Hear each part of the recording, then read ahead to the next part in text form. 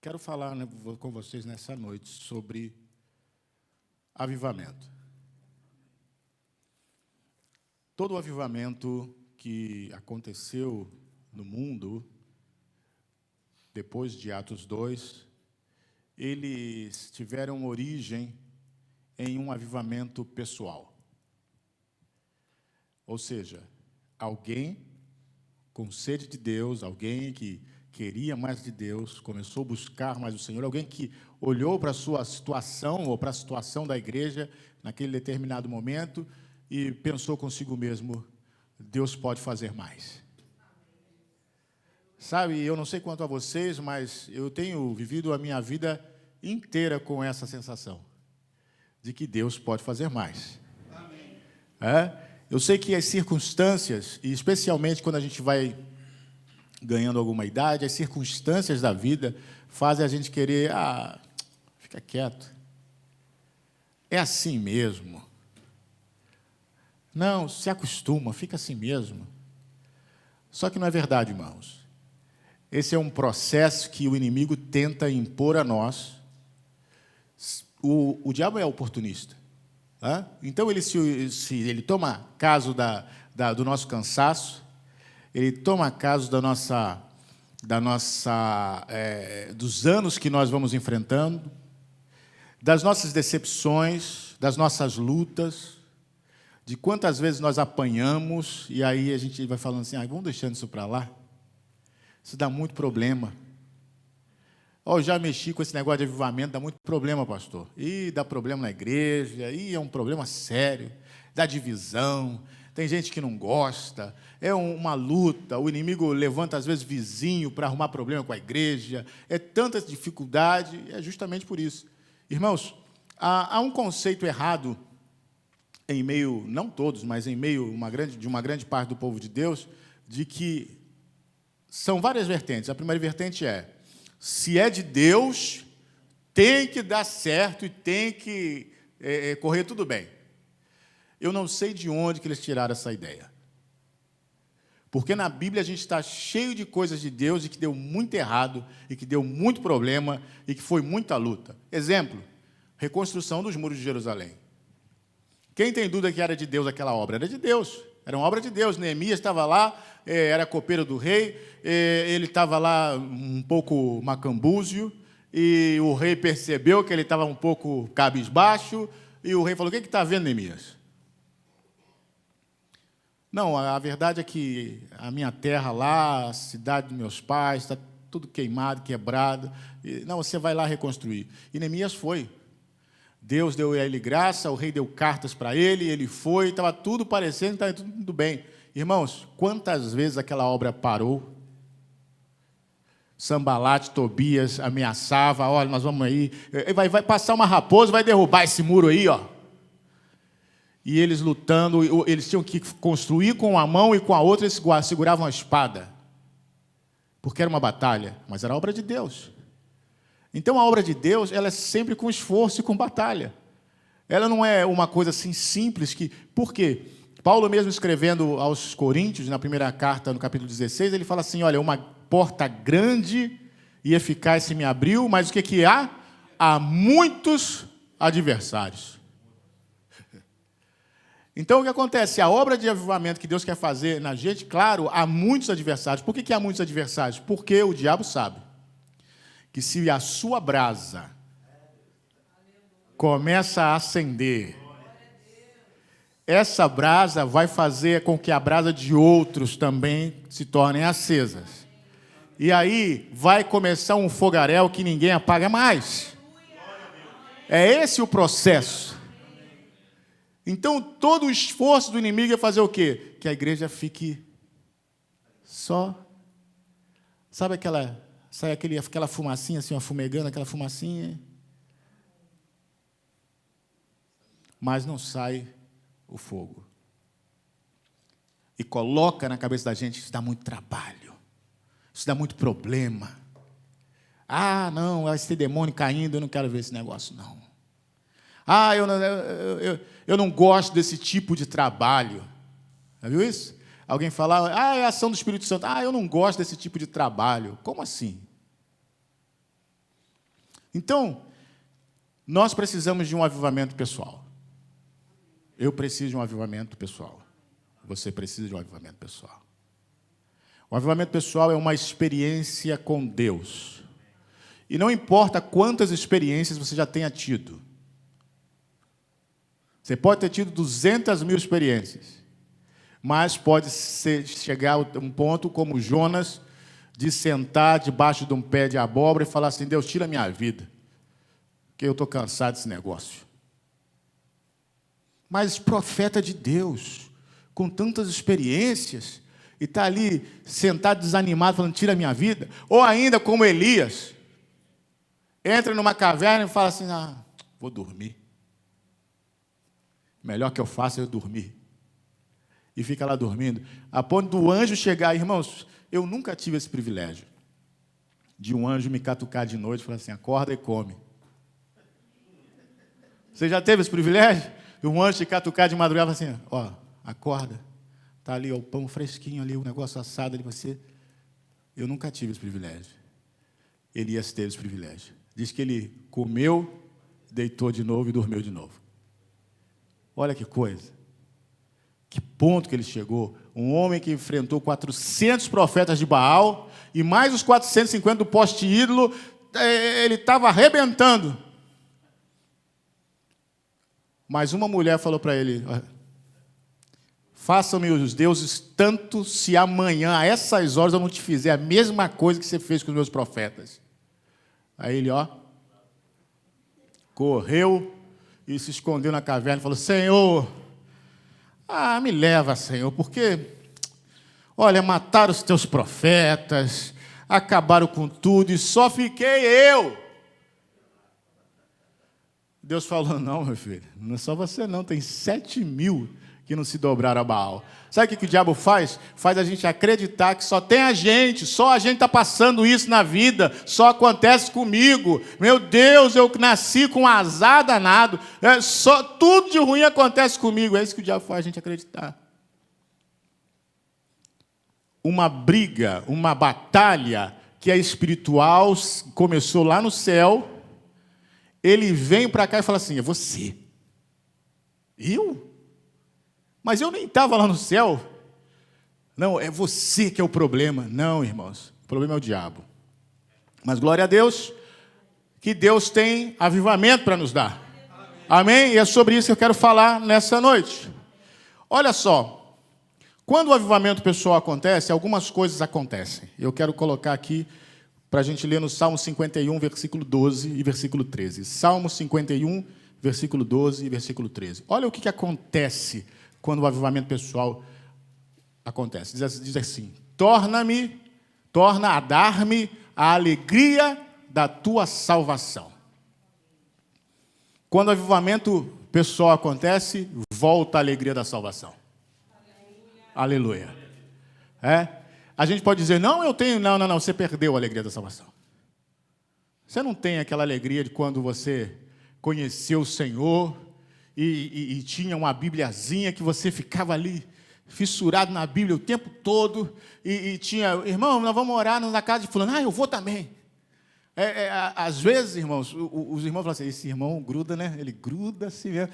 Todo lugar que a gente vai, ele está querendo ir atrás. O irmão está na oração, o irmão está não sei o que, ele está em todo lugar, ele está lá. Eu posso ir lá? Não conhece ninguém. Chega lá de intrujão na casa dos outros. Era uma reunião das mulheres. Mas eu posso ficar aqui para orar? Essa alegria da salvação, ele quer tudo. Ele quer recuperar o tempo perdido, aquilo que ele não conheceu do Senhor, ele quer conhecer, ele quer saber como é que é isso. Eu li na Bíblia, eu vi um vídeo, um homem falando isso. Como é que é, pastor, como é que é isso? Aí o pastor tem que explicar tudo. Não, meu irmão, isso aí, calma, irmão, não vai com calma, não é assim não. E o pastor vai explicando porque ele está com uma sede. Mas a gente perde isso. A gente perde isso. É por isso que a gente precisa. É por isso que Davi, a gente sabe que esse Salmo 51 foi depois que Davi pecou com Betseba. E o pecado faz isso na gente.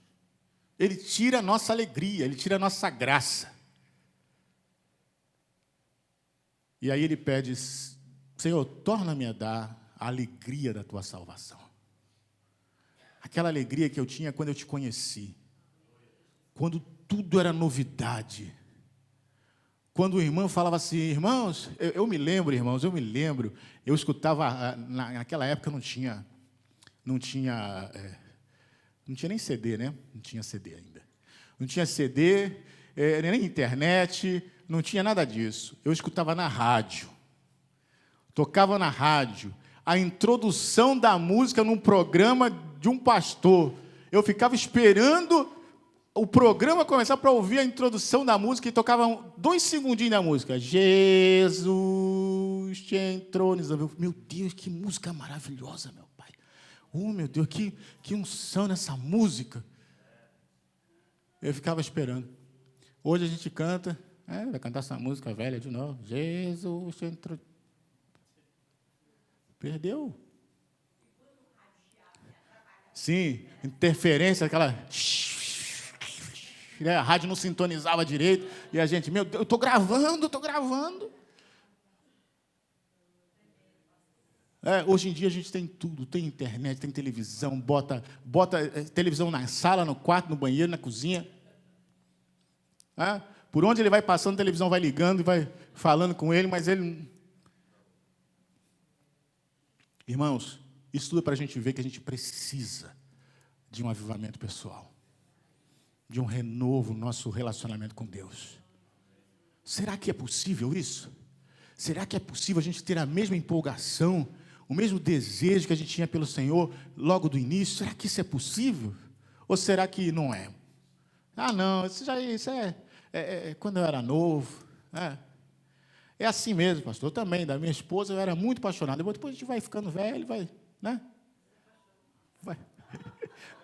Vai acomodando. Irmãos... Não é assim não, irmãos. Não pode ser assim. Glória a Deus. Então, olha só. Torna-me a dar a alegria da tua salvação. A alegria da tua salvação. E sustém-me com o espírito voluntário. Oh, Jesus, que maravilha. Aquela época que os irmãos falavam assim, irmãos, nós estamos precisando construir um banheiro aqui para a salinha ali das crianças, que está muito ruim para elas saírem de lá, para ir lá no outro banheiro. Tem que ter um banheirinho ali perto. Pastor, vamos marcar esse sábado, nós vamos vir todo mundo aqui, nós vamos fazer, as mulheres vão fazer um macarrão com salsicha, e nós vamos aqui levantar aqui esse banheiro.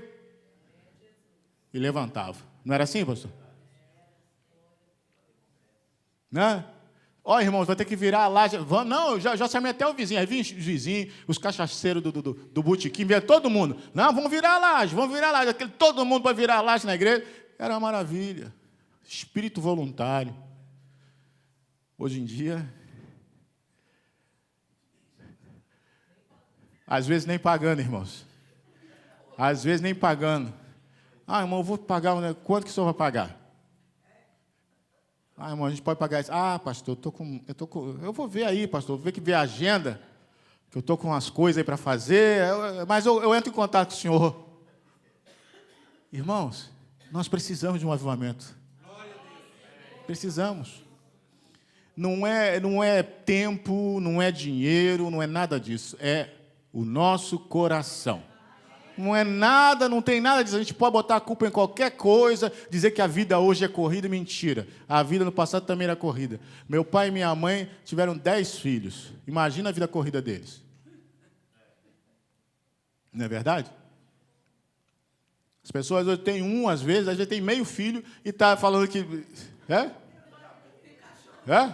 Eu falo meio filho porque o filho é do outro e nem é dele. Aí ele... olha que eu não tenho tempo, meu Deus, não tenho tempo nem para respirar. Precisamos do avivamento pessoal. Olha só o versículo 13. O que acontece? Aí, olha o que acontece. Então, ensinarei aos transgressores os teus caminhos.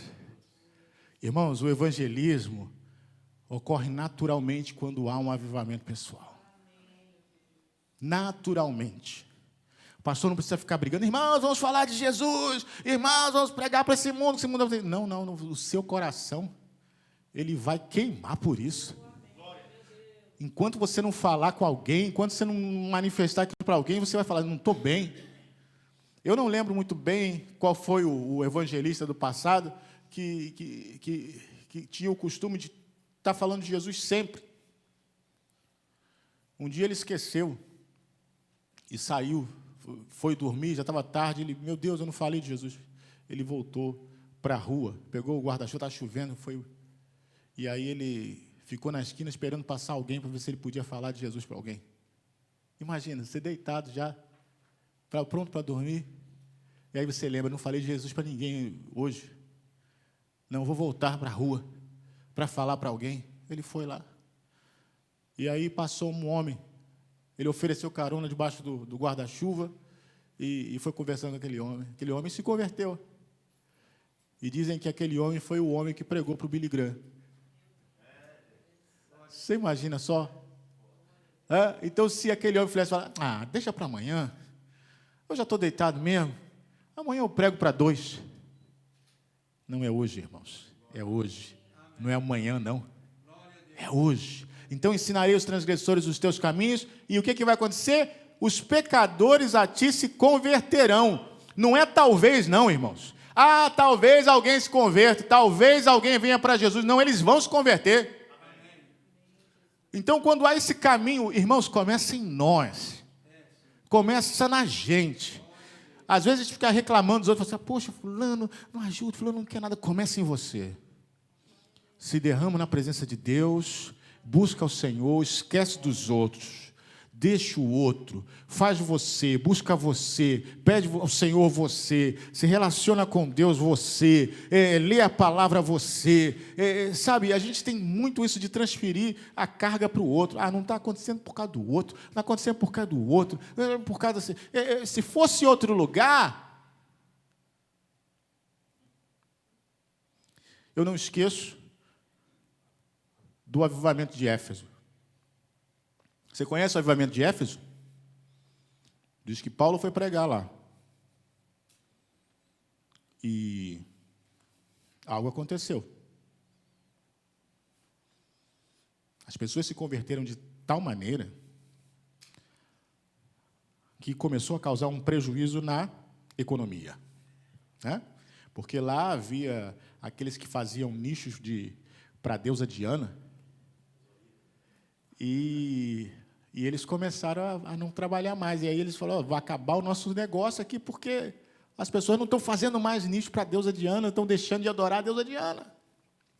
Mas a Bíblia diz também que lá em Éfeso, as pessoas que tinham seus livros de magia, tinham seus artigos de bruxaria, de tudo isso, eles trouxeram para o meio da praça e queimaram tudo. Queimaram tudo. Sabe o que é isso? Isso é avivamento, irmãos. Então, às vezes a gente fala assim, é o lugar. Não existe lugar. Pode ser Brasil, pode ser Estados Unidos, pode ser aqui em Newark, pode ser aonde for, irmãos. Se o poder de Deus vem, não importa. Não importa. Essa semana eu estava reescutando o testemunho que já te escutei há muitos anos atrás e de vez em quando eu tenho que escutar para me lembrar. Testemunho de avivamento na Colômbia, em Cali. Você conhece esse testemunho? Conhece esse testemunho de avivamento na Colômbia, em Cali? Um pastor que orava pela cidade, orava pelo conselho de pastores, enfim, ele tinha um trabalho e esse pastor é morto, assassinado. E, a partir desse assassinato desse pastor, começa um avivamento na cidade. E Deus fez coisas tão tremendas, irmãos, que, naquele período, havia o cartel de Cali. Quem é mais antigo lembra disso, né? Era um cartel de drogas que era fortíssimo. Aqueles homens, na época, eles tinham um lucro de cerca de $500 mil por dia. Era algo parecido, algo como isso. $500 mil por dia. Eles comandavam a América Latina, era uma coisa... Ninguém tocava neles. A igreja começou a orar, começaram todos a serem presos. Foi desbaratando tudo.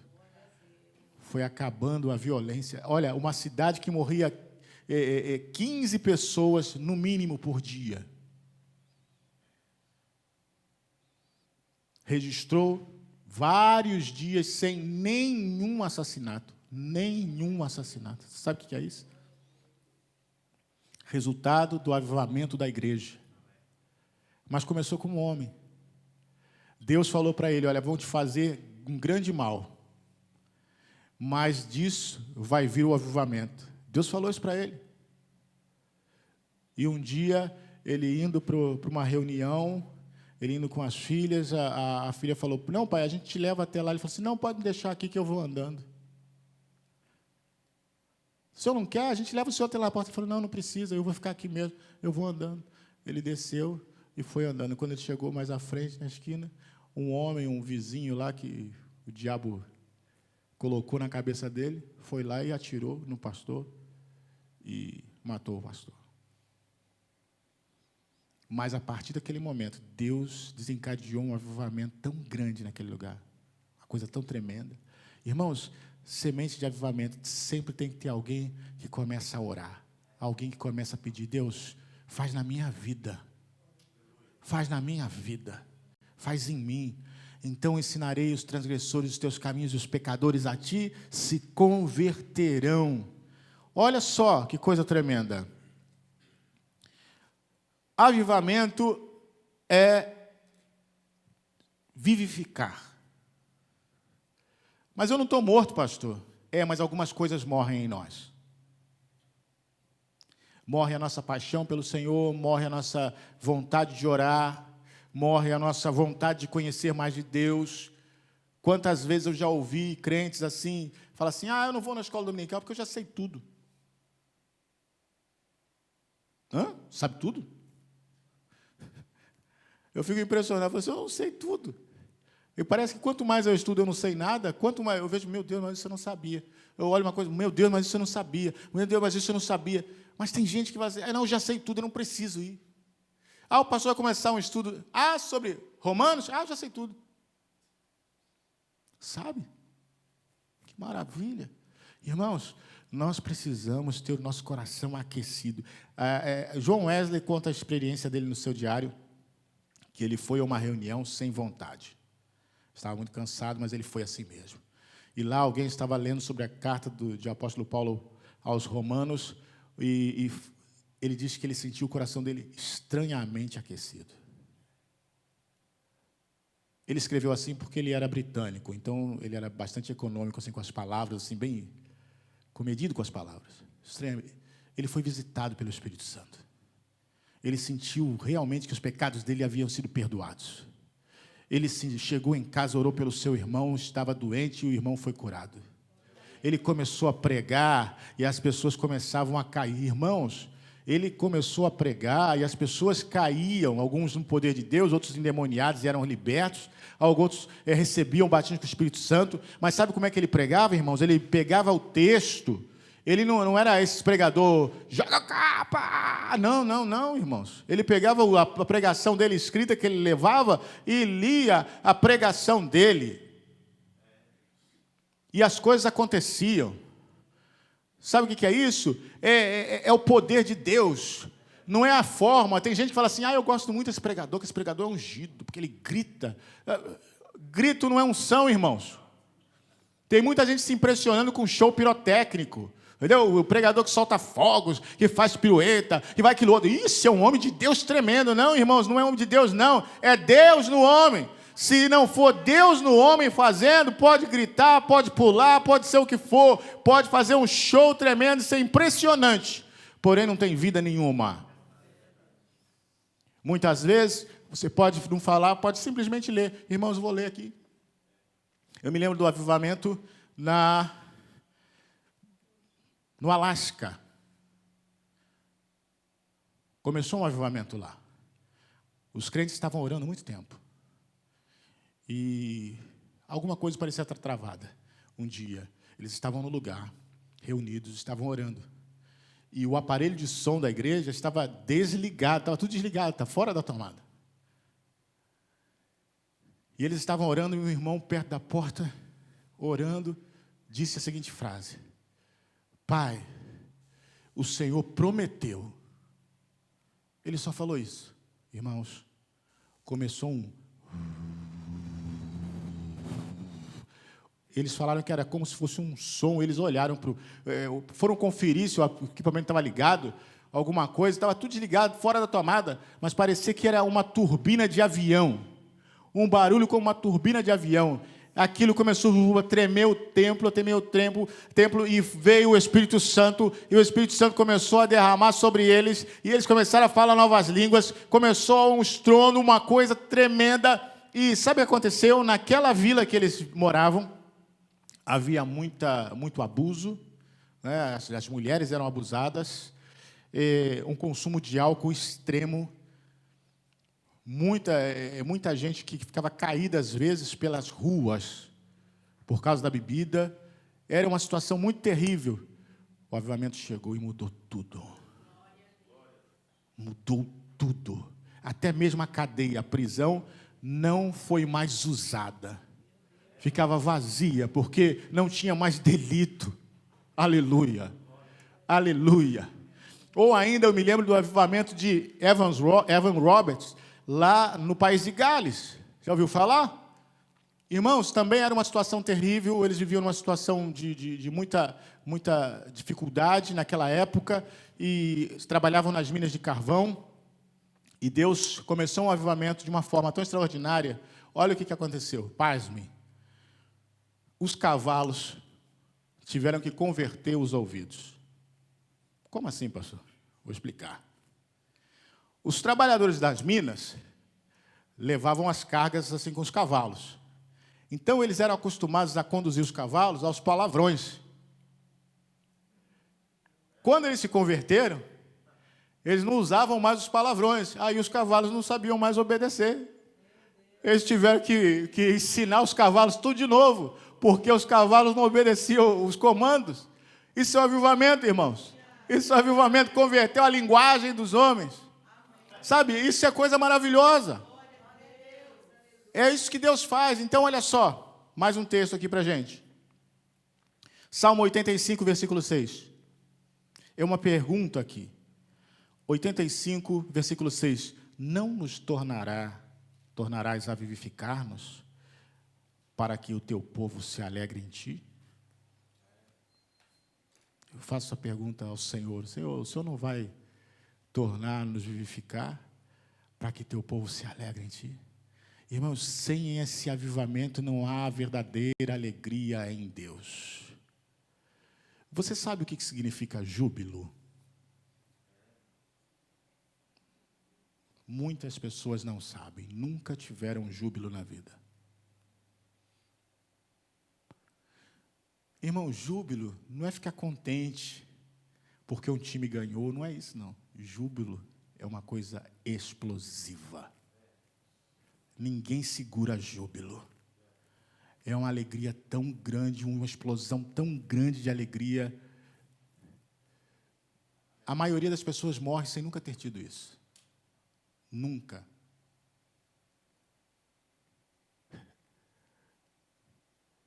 Mas a palavra de Deus fala de júbilo. Mas está aí a condição, ó, se Deus não vivificar, como é que o povo vai se alegrar? Avivamento, irmãos, não é uma opção, não é moda. Vamos fazer isso para que a nossa igreja fique famosa. Não é isso não, irmãos. Avivamento é uma necessidade.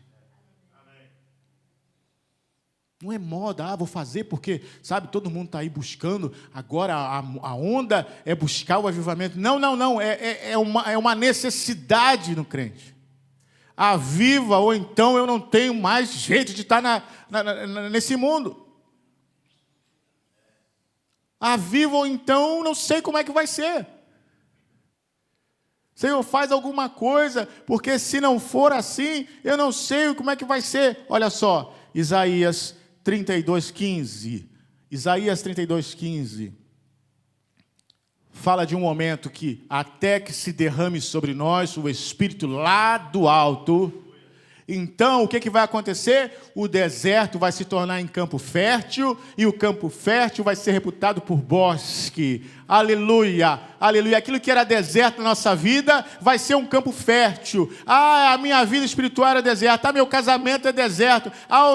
Minhas finanças é um deserto. Não, tudo vai se tornar um campo fértil. Por quê? Porque o Espírito é que dá vida. É o Espírito que vivifica. É o Espírito que faz isso. É o Espírito que opera. Aleluia. Eu creio que nesses dias Deus está colocando no coração de alguns um desejo de buscar o avivamento, não um avivamento, não, um avivamento pessoal. Eu quero orar mais, eu quero sentir mais prazer em orar, eu quero sentir mais prazer em ler a Bíblia, eu quero sentir mais prazer em fazer as coisas de Deus. Eu quero, aleluia, glória a Deus, aleluia. Deus está levantando esse tempo, até que se derrame lá do alto o Espírito sobre nós, aleluia. E por último, Abacuque 3, versículo 2.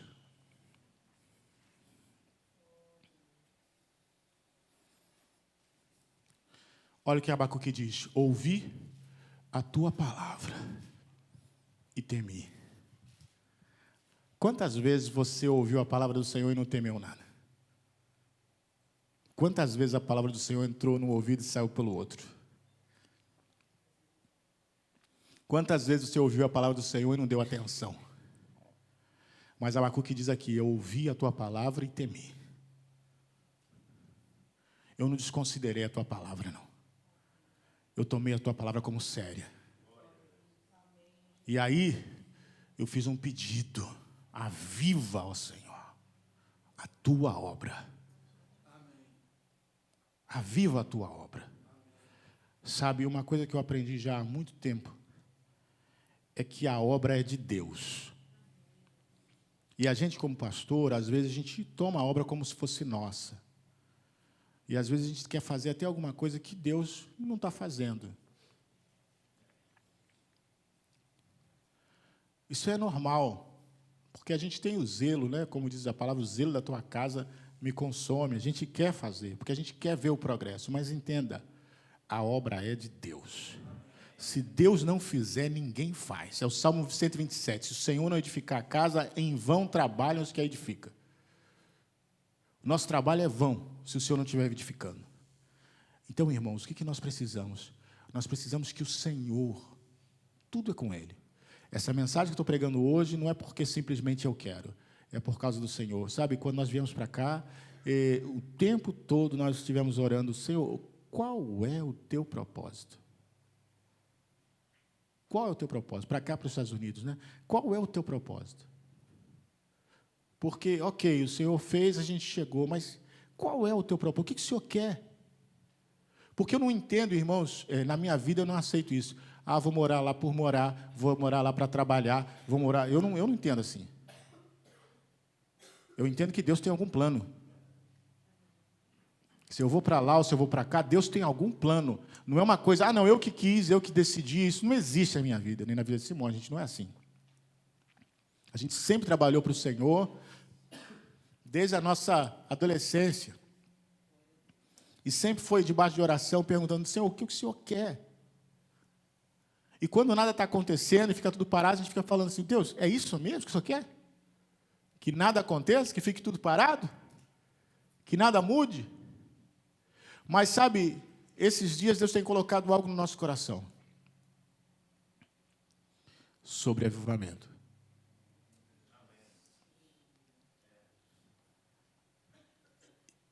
Nem que tenha que pôr fogo de um a um.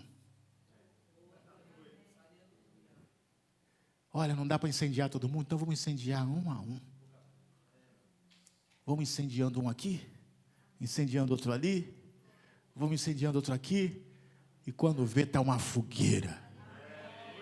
Senhor, aviva a tua obra, e no meio dos anos, torna ela conhecida. Aleluia, no meio dos anos, torna ela conhecida. Na ira, lembra da misericórdia. Irmãos, glória a Deus, porque Deus tem misericórdia. A palavra de Deus diz que a misericórdia dele se renova a cada manhã. É interessante esse termo, né? A misericórdia precisa ser renovada. Sim, Deus renova os estoques de misericórdia toda manhã para a nossa vida.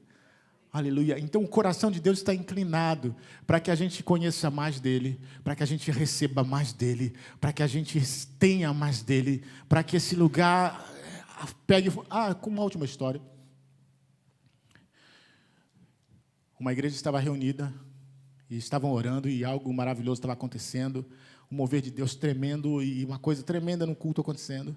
E, de repente, eles ouviram as sirenes do bombeiro e os bombeiros chegaram cercando a igreja e alguns irmãos foram lá ver o que estava acontecendo, os bombeiros, né? E perguntaram qual o problema para os bombeiros. Os bombeiros falaram assim, não, nós recebemos um chamado que a igreja, o prédio da igreja estava pegando fogo. Fogo? Não, vários vizinhos viram o telhado pegando fogo no telhado da igreja. Eles falaram assim, mas não teria fogo aqui, não está pegando fogo nenhum, não.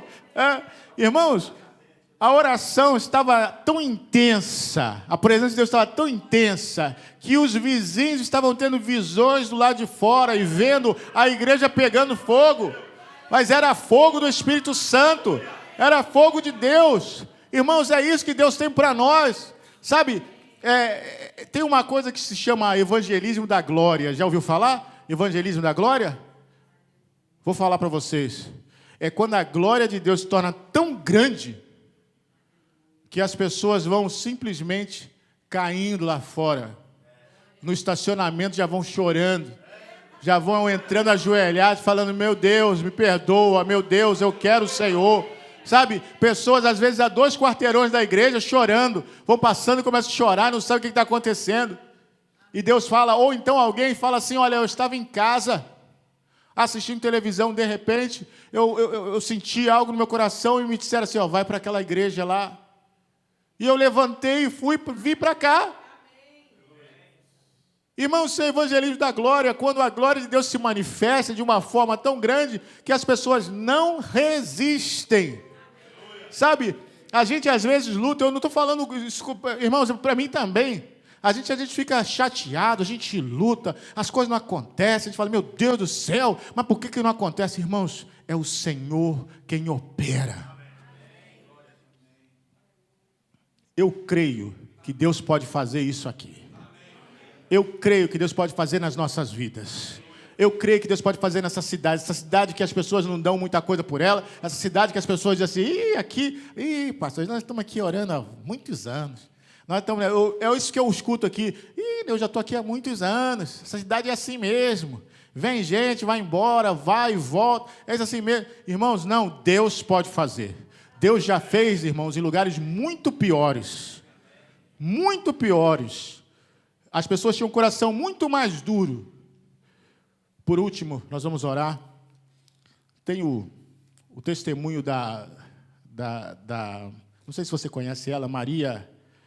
É um nome complicado. Woodworth. Ita. Maria Woodworth Ita. Mary, né? Mary. Ela era uma moça simples. Que nunca foi pregadora, nunca nada. Mas um dia Deus falou, você vai pregar a minha palavra. E ela falou, meu Deus, como que eu vou pregar? Eu não sou nem pastora, nem coisa nenhuma. E Deus falou, quando você pregar... Na verdade, ela teve uma visão. Ela estava dormindo... E ela foi acordada por alguns anjos. E os anjos levaram ela viu como um grande campo de trigo, assim, maduro. E Jesus falou com ela, você vai pregar. Quando você pregar, ela viu assim os trigos caindo assim no chão. Ele falou, as pessoas vão cair também da mesma forma quando você pregar. E ela ficou pensando naquilo, mas eu não sou pregadora, eu não sou nada, como é que isso vai acontecer? E ela começou pregando para a sua própria família ali na sua... E quando ela pregou, essas coisas começaram a acontecer.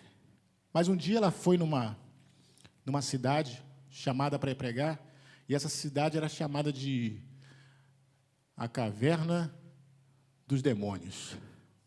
Esse era o nome da cidade. Nenhum pastor conseguia nada naquela cidade. E ela mulher, isso no século XIX. E ela foi lá pregar. E a cidade falou assim, vamos ver o que essa pregadora aí vai arrumar aqui nessa cidade. E se prepararam para ir lá zombar dela. E diz que durante 3 dias ela pregou e nada acontecia. As pessoas duras. Mas ela começou a orar no 4º dia. E Deus quebrou o poder daquela potestade que agia naquela cidade. E naquele 4º dia, foi algo tão maravilhoso, que as pessoas começaram a chorar e confessar os seus pecados, serem libertas de espíritos malignos, outras receberem o poder de Deus. Houve uma comoção na cidade. Deus usa aquilo que não é para confundir aquilo que é. Deus usa as coisas vis desse mundo para confundir as coisas que são. Deus usa as coisas fracas. Aleluia. Aleluia.